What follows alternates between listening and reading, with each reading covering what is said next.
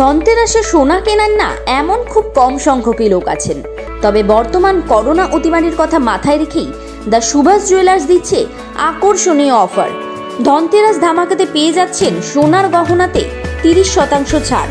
এছাড়াও থাকছে হিরে ও গ্রহরত্নের ওপর 10% ছাড়। সেরা গহনার সেরা ঠিকানা দ্য সুভাষ জুয়েলার্স। পছন্দের জিনিসটি এক্ষুনি সংগ্রহ করতে চলে আসুন বেলঘড়িয়ায় বাটার শোরুমের ঠিক বিপরীতে দ্য সুভাষ জুয়েলার্সে। দেরি করলে মিস কিন্তু আপনারই।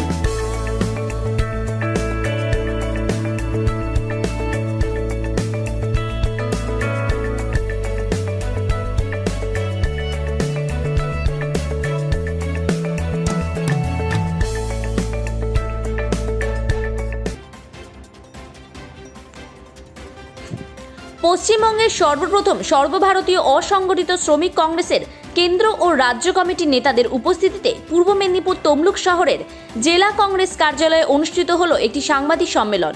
সম্মেলনটিতে উপস্থিত ছিলেন জাতীয় কোঅর্ডিনেটর শেহনাজ রফিক, কংগ্রেস কমিটির সহ সভাপতি বিধায়ক অসিত মিত্র, রাজ্য কমিটির ভাইস চেয়ারম্যান শ্রীমতী শুভ্রা মুখার্জি সহ পূর্ব মেদিনীপুর জেলার অন্যান্য নেতৃত্ববৃন্দ। আগামী বিধানসভা ভোটকে পাখির চোখে রেখেই জেলার কংগ্রেস কর্মীদের চাঙ্গা করতেই এই সম্মেলনের আয়োজন। উক্ত সম্মেলনে অসংগঠিত শ্রমিকদের বিভিন্ন দাবি দেওয়া নিয়ে আলোচনা করা হয়। এদিনের সম্মেলন থেকে প্রদেশ কংগ্রেস সাধারণ সম্পাদক তথা পূর্ব মেদিনীপুর কংগ্রেসের অবজারভার শুভঙ্কর সরকার জানান, মানুষ মমতাকে পরিত্যাগ করবে, তৃণমূলকেও পরিত্যাগ করবে এবং বিজেপিকেও আনতে চাইবে না। ভারতবর্ষের মানুষ নরেন্দ্র মোদীর ভাওতা দেখে নিয়েছে, এবারে বাম কংগ্রেস একত্রিত হবে। তিনি এও নিশ্চিত করেন, প্রথম দিনেই 10 লক্ষ বেকার ভাইদের চাকরি সহ বাংলার কোনো বাচ্চা না খেয়ে ঘুমাবে না। পশ্চিমবাংলায় কামদুনি মানুষ চাইছে না। পশ্চিমবাংলায় যারা নতুন বাংলা গড়ার কথা বলছেন, সোনার বাংলা, সেই হাতরসও পশ্চিমবাংলার মানুষ চাইছে না।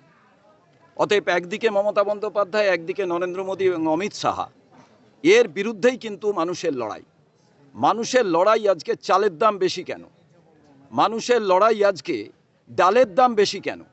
মানুষের লড়াই আজকে পেঁয়াজের দাম বেশি কেন? মানুষের লড়াই আজকে আলুর দাম কত, সেখানে মদের দাম কত, এ নিয়ে লড়াই নেই। গরিব মানুষের বাড়িতে এসে অমিত শাহজি খাচ্ছেন দলিত, আদিবাসী, নমশূদ্র, আর হাতরসে যে মেয়েটার জিভ কেটে দেয়া হলো, শির দ্বারা ভেঙে দেয়া হলো, পুড়িয়ে দেয়া হলো, এটা মানুষকে জেনে রাখা দরকার। এই পূর্ব মেদিনীপুরের মাটি, যে মাটি থেকে আমরা স্বাধীনতার আগে আমরা ভারতবর্ষের পতাকা ঠিক করেছিলাম, আমরা সংবিধানকে নিয়ে চলেছিলাম, এই মেয়েটাকে পুড়িয়ে দেওয়া হয়নি, সংবিধানকে ভারতবর্ষের পুড়িয়ে দেওয়া হয়েছে, মৌলিক অধিকারকে পুড়িয়ে দেওয়া হচ্ছে, আর্টিকেল 32, আর্টিকেল 21কে পুড়িয়ে দেওয়া হচ্ছে। তাই আজকে আপনাদের সামনে যে লড়াইটা, এ লড়াই পূর্ব মেদিনীপুরের 25,000 মাইগ্রেন্টস যে লেবার, সেই লেবারের জন্য মার্চ মাস থেকে যে আনপ্ল্যান লকডাউন ছিল, পূর্ব মেদিনীপুরের প্রত্যেকটি কোণার মানুষ ভারতবর্ষের বিভিন্ন রাজ্যে গিয়ে তারা কাজ করতেন। মমতা বন্দ্যোপাধ্যায় উত্তর কি দেবেন? উত্তর কি দেবেন নরেন্দ্র মোদী? আজকে যে আনঅর্গানাইজ এই যে লেবারদের নিয়ে, শ্রমিকদের নিয়ে যেই সম্মেলন, এই সম্মেলনটা আর কিছু নয়, তাদের বুঝিয়ে দেওয়া, তোমাদের শুধু ভাত রুটি কেড়ে নেওয়া হচ্ছে না, তোমার মৌলিক অধিকারকে কেড়ে নেওয়া হচ্ছে।